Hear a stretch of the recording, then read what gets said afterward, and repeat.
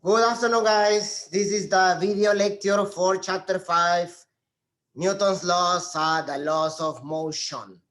So this is now moving into the conditions for movement, for motion to happen. Chapter 3, chapter 2, chapter 4, right? They all had to do, or we were investigating how to quantify motion, how to understand the equations of motion, how we use mathematics to find position, time, displacement, velocity. Now chapter 5 is gonna go more in depth, because in chapter 5, the goal is to understand why motion happens. So we need to introduce a few parameters, right? When you are throwing a mass, or when you're gonna catch it, you obviously are experiencing a force. So that is one of the parameters that we are going to introduce, the concept of force and mass and how they relate to each other. So there are many situations in daily life where you exert a force, when you push or pull something, when you kick something, in the case of springs, when you stretch, spring, or you also have forces of gravity between two masses, two planets, or between a planet and a star, between electric forces, between positive and negative charges, and magnetic forces as well, right? But that's more a concept for the next course, Physics 201. In Physics 111, we are going to be focusing on mechanical forces and how we measure them and how we study them in different situations. So a force is a vector. It has magnitude and direction. As you can see there, you can have what we call in real life a dynamometer. A dynamometer is a device that you use. You can actually use it in the airport when you want to know when you want to measure, right, the weight of your luggage. You can have a portable dynamometer, and what it does, you can put your luggage and make it be held by this dynamometer, and then it will give you a scale, very accurate, by the way. Now, obviously, what's measuring is the weight of your luggage, which is something that we have to learn in this chapter, the difference between mass and weight. Because you see, mass is more related with the amount of matter. Weight is the force that you see there right now. Or not really there, but if you put a mass being held by the dynamometer. Now, we call it a dynamometer because one of the units for force is the dynas, right? And even though we are not going to use it in this course, it's for you guys to know, just in case that that is one of those units. We're going to be using another set of units that is going to be introduced in a bit. Now, obviously, since force is a vector, we can find the resultant force. And that's what we did vectors in chapter 3, because now we can actually find directions, resultants, and break into components, which is going to be very important when we solve some of the problems in this chapter. Okay? Can skip this. We need to investigate all these using Newton's laws of motion. Newton's laws of motion are very crucial for physics because they are a universal set of laws that can be applied in different situations in daily life. We have even applied them to send a man to the moon, to launch rockets into space. We use Newton's laws and its derivatives, of course, right? The concept of work, energy, and momentum that we're going to be studying in this course. But in this case, Newton's first law states that if an object does not interact with any other objects, then it's possible to identify a reference frame in which the object has zero acceleration. So, well, first of all, that's the inertial frame definition. You can have an inertial frame and a non-inertial frame. Based on an inertial frame, we can actually define Newton's first law. Newton's first law is that an object will remain in its state of motion, either static or in motion, unless a force acts upon it. So I have a phone here, and I can move it. The phone might be static. If I pull it or push it, then the phone will start to move. It can also be applied with a chair. I have here a chair behind me. Or it can be applied with, for example, when I move this eraser, right, on the board. If I let it go, then it will fall because of gravity. So Newton's first law is basically the law of inertia. If you have a body that it's moving with some velocity, in order to make it stop, you need to exert a force. Now, inertia has to do with the mass of the object or the body. The more mass, the more inertia. Think about a bowling ball and a tennis ball. If they both come to you at the same speed, it will be harder to probably stop the bowling ball because it has more mass, more inertia. Okay? Even though they both may have the same speed. Right? Our inertial frame is normally the Earth. So when I'm on the ground, I'm measuring something respect to myself, and an object, a train, a horse, anything can be moving respect to me that I'm in this inertial frame that I'm defining, I'm static. If I am, for example, in a train moving from south to north, and I throw a ball, from my perspective, the ball is just going up and down. But if you have somebody outside of the train, the ball will be also doing a semi-parabolic motion, a two-dimensional motion. That's because you are not, when you are in a train moving with the object that you are throwing up, you are not in an inertial frame of reference. You are in a non-inertial frame of reference. Okay? The person outside is not moving with respect to you and the train. So that is a non-inertial frame of reference. Oh, sorry, the inertial frame of reference. So that's important. Okay? Which of the following statements is correct? It is possible for an object to have motion in the absence of forces on the object. It is possible to have forces on the object in the absence of... It's possible to have forces on an object and no motion, yes. If I am, for example, holding this like this, right? The object is not moving, but the forces are canceling each other. A is also true. If I have a pen and I throw it up, when the pen leaves my hand, actually that's probably not a good example because when it's on the air, gravity is pushing it down. So let's suppose you throw a mass on the floor, right? You push it and then you let it go. No more forces are acting on it, but it still moves. So there you are. Both are correct.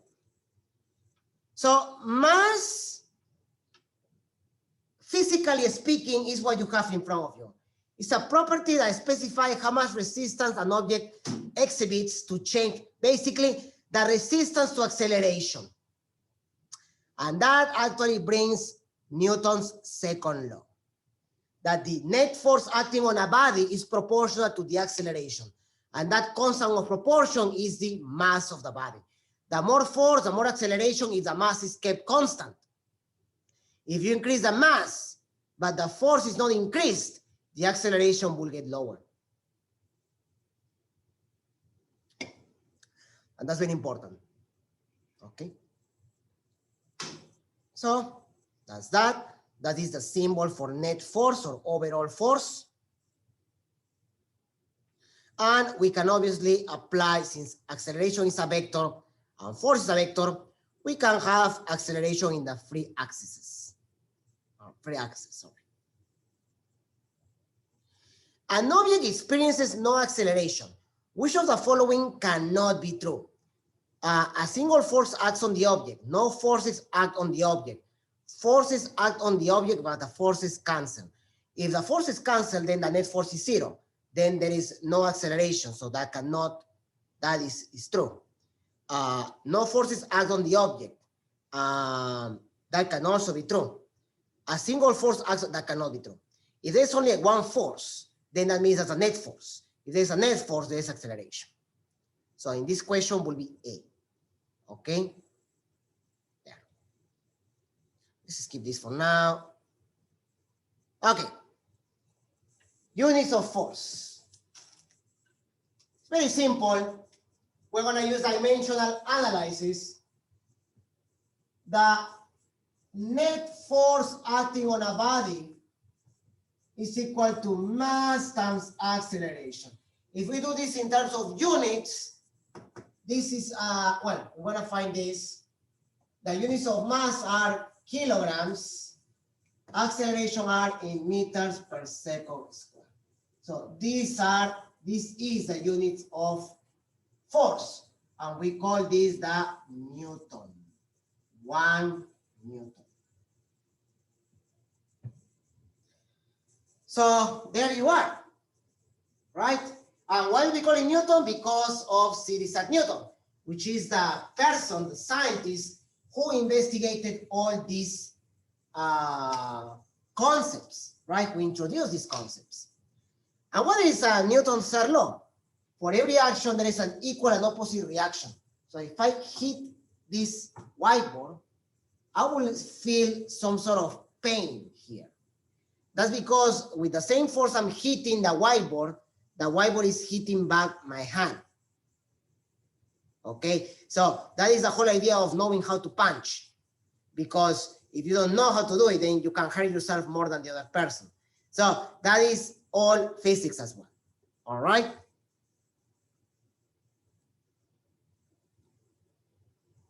So we have, okay, let's investigate what's happening here.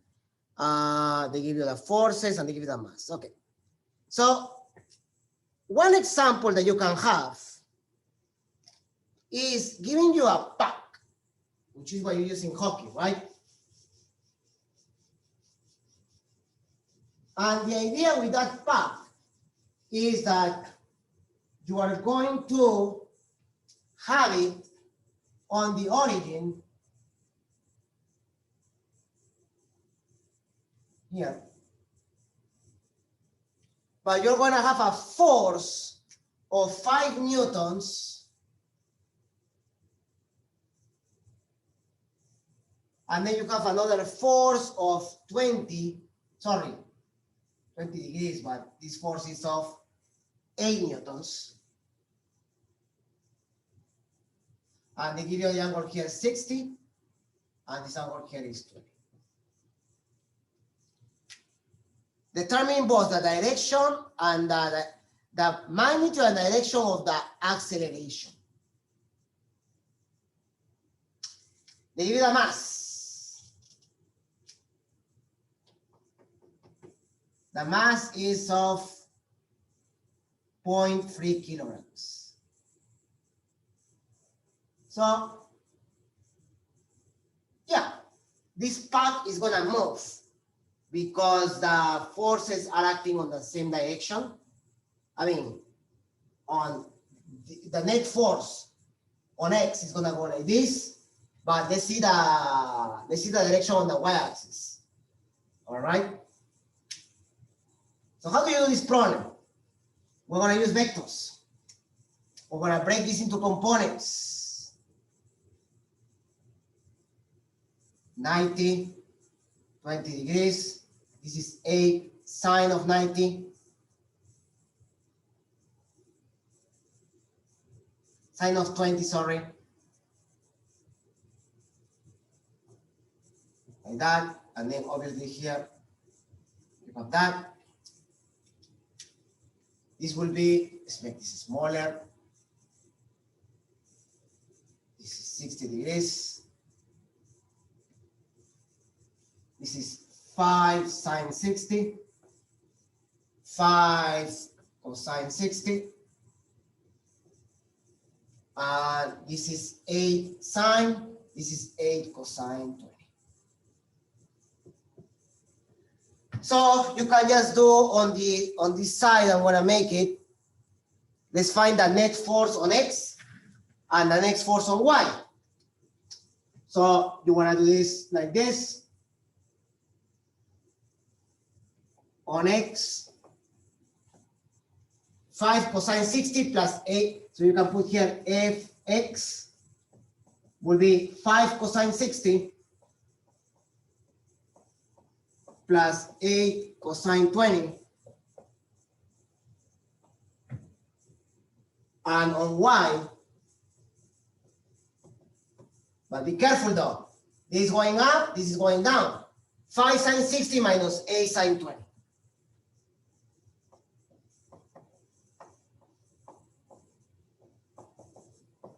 Obviously, J, I. And then you will have an acceleration on X, acceleration on Y, and then we can find the resultant. So 5 cosine 60, 2.5, right? But cosine 20,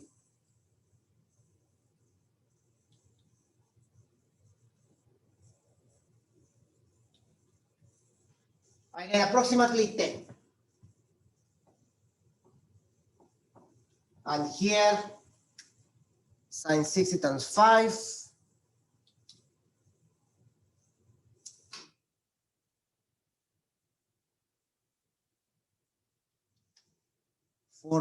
.33, but this is 20.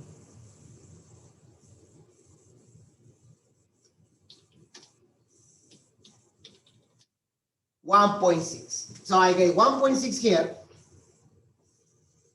This is on the I direction, this is on the J direction. So you can just do this. The force is equal to 10I plus 1.6 J.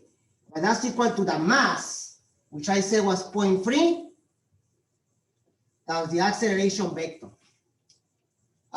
Then the acceleration will be, if I divide this by 0.3, I will get 33.3 like that. I plus 1.6 divided by 0.3, 5.3 J meters per second square.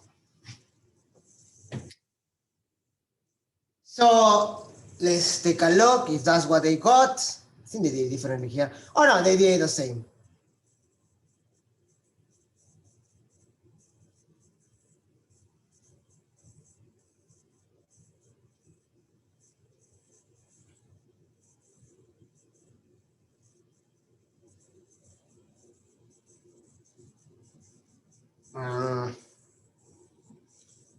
Let's see.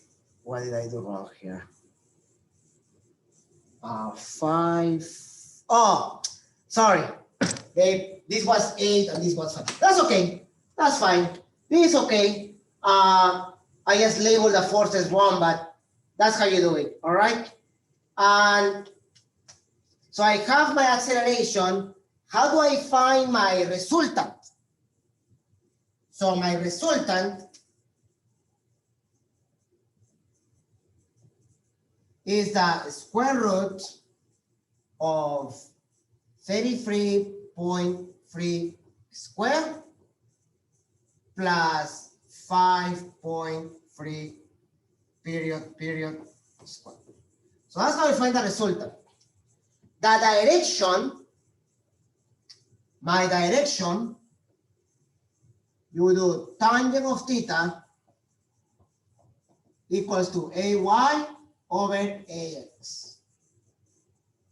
This will be 5.3 over 33.3 period.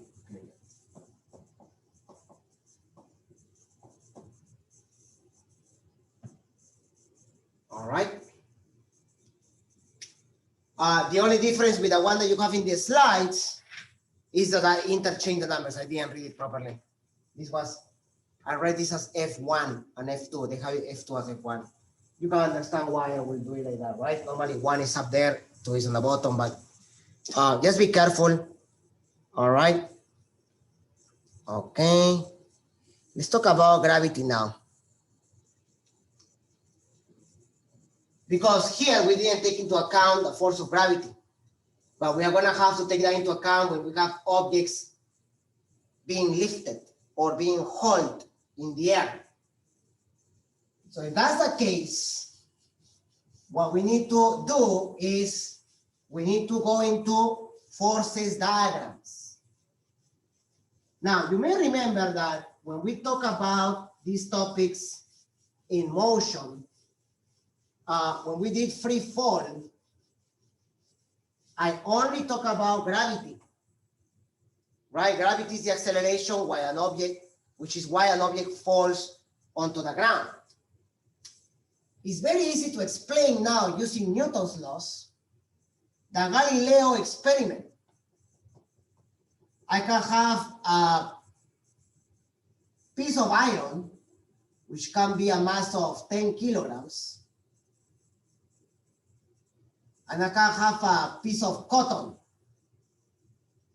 which can be 1 kilogram of cotton, which is a lot, but whatever. I can prove that they both will reach the ground at the same time, even though they have different masses. They are from the same height. And that's because of gravity. If you do a forces diagram here, always remember, if you have an object in the air, even if you have an object on a table like this,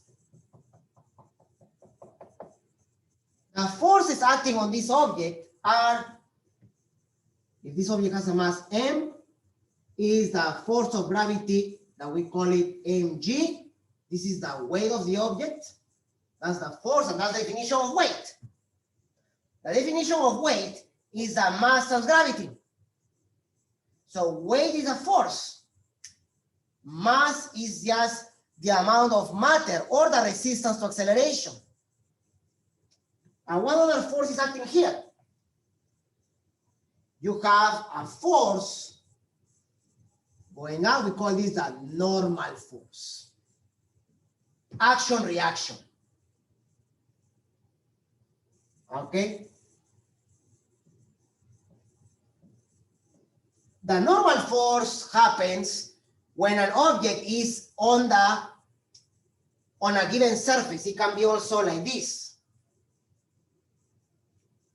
or on the ground. Now, using this here, we know that there are there's one force acting on this body only, which is why it's accelerating. It's only, let's put here m2g, m1g. And we know m1g is greater than m2g because m1 is greater than m2. 10 kilograms, 1 kilogram. But if I apply Newton's second law here, for m1g, force is the net force equals to mass times acceleration. So gravity is the acceleration of 1. For number two,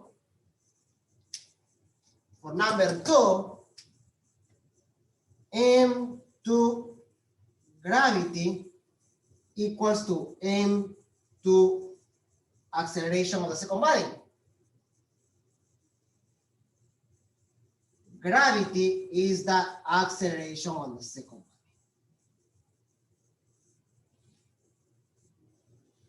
Since they both have the same acceleration, they will reach the ground at the same time. Now, this experiment is hard to replicate on Earth. The Galileo experiment is hard because of the atmosphere, of the air resistance that you cannot really ignore, even though we are going to ignore it for problems. but it can be applied in vacuum when you guys have the absence of air friction. And that's very important. When we do problems, we're going to ignore that. If we cannot ignore air friction, then it's a different sort of game, though. Now, the moon has gravity. That's a common misconception. People have this idea that, oh, this can be done because there's no gravity on the moon. The moon has gravity, is very weak, but there is gravity on the moon. It's 1/6 of the gravity of the Earth, 1.6 meters per second squared. Right? But there is. All right. So I want to do, well, here's Newton's third law. And a good way to understand Newton's third law is by studying the law of gravity between planets, right? For example, what you can see there is the gravitational force between the Earth and the Sun. So one is the action, one is the reaction. They both have equal magnitudes. That all comes from Newton's second law and Newton's third law. You can find the gravitational force using Newton's second law, but you know that the Sun is also experiencing a force. Now, why does the Earth move? Even though we know the Sun is moving, by the way, but it's more obviously that it's more obvious that the Earth is moving around the Sun. That's because of the big difference in the mass. For example, if I release an object right now towards the ground, between the ground and the Earth, between the ground and the object, there is also a gravitational force. When you jump, there is a force between you and the planet. It's just that you accelerate way, way, way faster than the planet towards you. All right? So remember the concept of inertia. Basically the mass of the body. Newton's third law is going to be very crucial to understand free body diagrams or forces diagrams that we're going to use a lot to solve problems. Okay? If you have a mass on the air, you just have this. Now, if you have a mass like a computer screen on a table, you have action, reaction.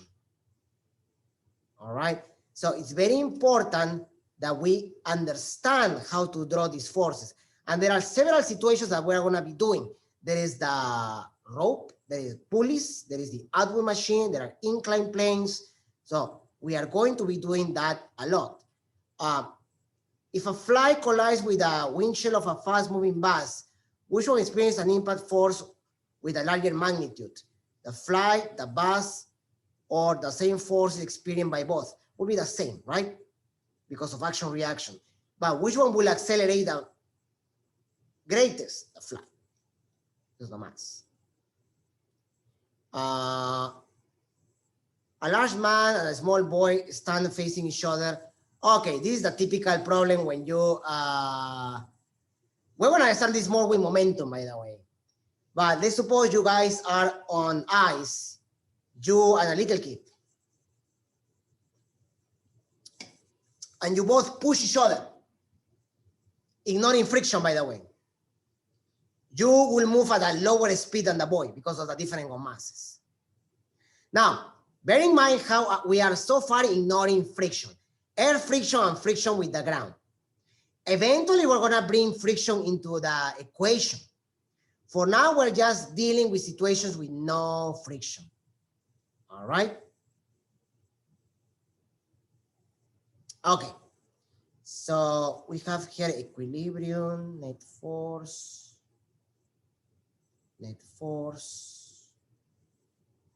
There you are. Hanging, okay, there you are. So let's take a look at this problem. Let's do it on the whiteboard. Okay. This problem may be on exam. So what does this problem state? The problem is about objects in equilibrium. So let's first investigate that, and then we can talk about acceleration and other situations. you can have like what they show you in the slides. I'm gonna try to get this right this time, like the values of, we get the same answers. A traffic light with a weight of 122 newtons is hanging by two strings. So there are two cables, one longer than the other. And you have a traffic light here.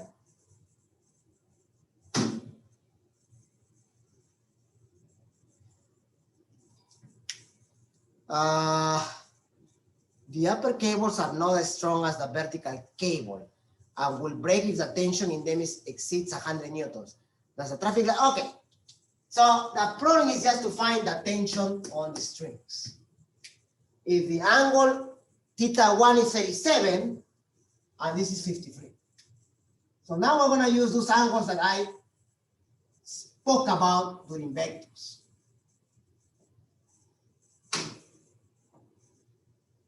And this has a weight of 122 newtons. So that's awesome. Because this is in equilibrium, when you have a situation in equilibrium, remember that when an object is not moving, the sum of forces is zero. There's no acceleration. The sum of forces on x is zero. The sum of forces on y are also zero. In other words, if you have this object of 122 newtons pushing it down, pushing it up towards this cable, so the tension on this cable is 122 newtons. Pair of forces, right? Now, attention, you normally draw it like this, by the way. We say that this is the tension acting on the string. It's a tension force. How am I going to find tension 1 and tension 2? The best way to do these problems is to put everything on the x and y plane. I'm going to put this on the y-axis for convenience. And I'm going to draw this horizontal line, which is the x-axis. And here is the y-axis. If I use, since this is the ceiling, and this is parallel to the ceiling, this angle is also 53 by alternating interiors. So I found that. So you can say, you can redraw the picture here, and you can just say that you have two forces. You have 122 newtons, and you have one force acting at 53 degrees, and one force acting at 37 degrees. And now I'm going to apply this. Again, we have to break into components. So to break into components, I'm going to do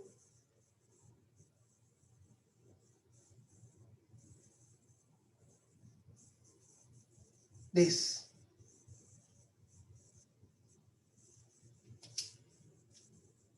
T1 cosine, T1 sine.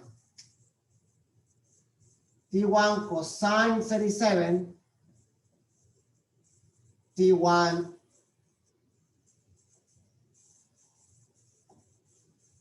similarly up, right, up. T2 cosine 53, T2 sine 53. Perfect. Whatever goes to the right has to be equal to whatever goes to the left because it's equilibrium. T1 cosine 37 equals to T2 cosine 53. Cosine 37 from the triangle that we had during the vectors chapter, like 4, like 3, like 5. Cosine 37 is 4 over 5.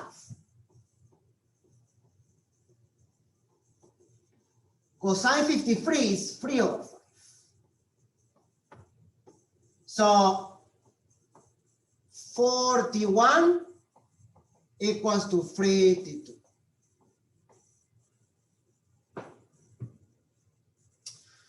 This is on X. On Y, the forces going up are equal to the force going down. So T1 sine 37 plus T2 sine 53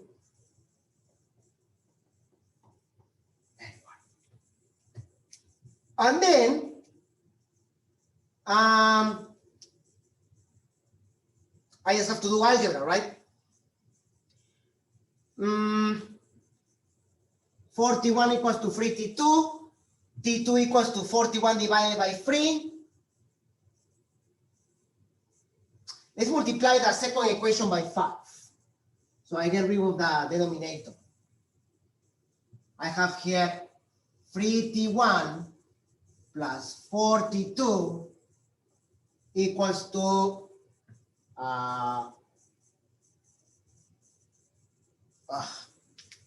22 is 110, right? 610 should be, let's say. 610. And then I can substitute, can use this. So for that, I will finish the problem here. So 3T1 plus 4 parentheses T2 is 41 divided by 3. That's equal to 610. Now I just do fractions here. The common denominator is 3. I multiply by 3, 91 plus 16T1 is 25T1. That's equal to 610. 16 plus 9, right? Yep. And then I do my math. 610 divided by 25 times 3.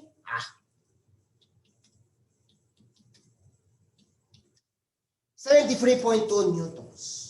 So T1 equals to, so according to the information, the cable should not break. It's less than 100. And then I replace that on the first, on this equation, 4 times T1 divided by 3, T2, T2 is close, it's 97.6. So is that what they got? Yeah. T2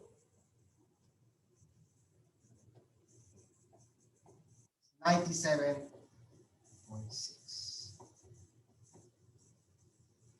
So I hope that you understand this way as well. All right. The method is similar to what they show you in the slides. All right.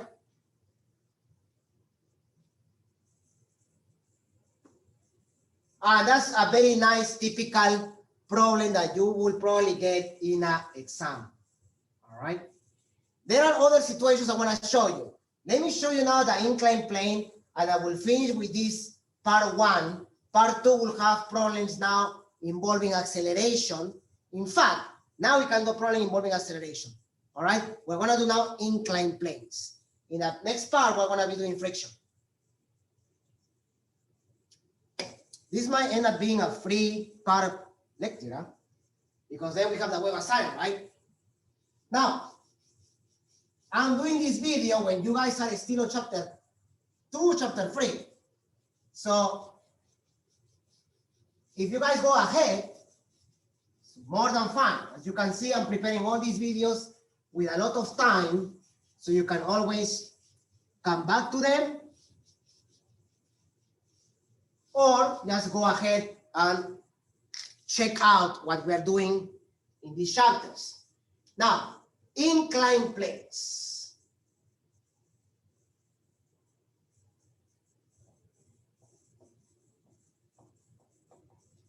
So inclined planes are going to be a very important part of our understanding of physics. An inclined plane is just basically a slope. It's a ramp. So I'm going to theta here. And I'm going to give you a car or just a mass. So if we neglect friction because of the slope, the car should have. How does that happen? That's what we want to understand today. We know that there is a perpendicular force here. That's the mass times gravity. The first force that you should never forget. Believe it or not, that's the reason why this object is falling. But the object is falling on this direction. So how is that possible? Let's not forget that this is a vector and we can break it into components. What I'm drawing here is your axis respect to the, so the acceleration is like that. So instead of looking at it that way, you're going to look at it this way. So this is perpendicular. The normal force always acts perpendicular to the surface. So there should be a force here. And then here. But how do I find that? If you see, right, the figure, this is 90 degrees. This is also 90 degrees. Because this is 90 and that's theta, this angle here is 90 minus theta. Because that's 90 minus theta, this angle here is theta. Perfect. Now I can find the components. I can find a component of the weight pushing the body like this. Because this is mg and this is theta, the adjacent is here. So this is mg cosine theta. Over here. The one here will be mg sine theta. All right. Now, there's no friction, so that doesn't matter, but just remember, action, reaction.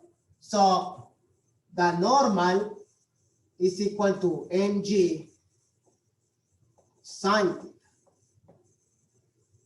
And this force is the one making accelerate. So mg sine theta is the net force acting on the body. And what do we know? That's equal to ma. Well, g sine theta will be the acceleration. That's what they're asking here. All right.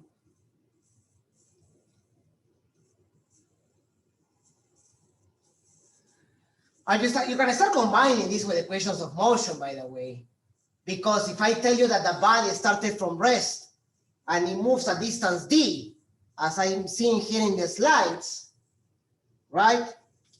If this is a distance d,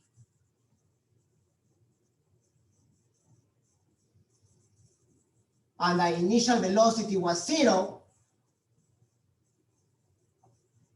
well, what do we know? We know that distance or position final equals to position initial, which we can say is 0. So the distance equals to initial speed times time, which is 0 because v initial is 0, plus 1/2 acceleration times time squared. And if we do that time, I will get the square root. So time will be the square root of 2d over g sine theta.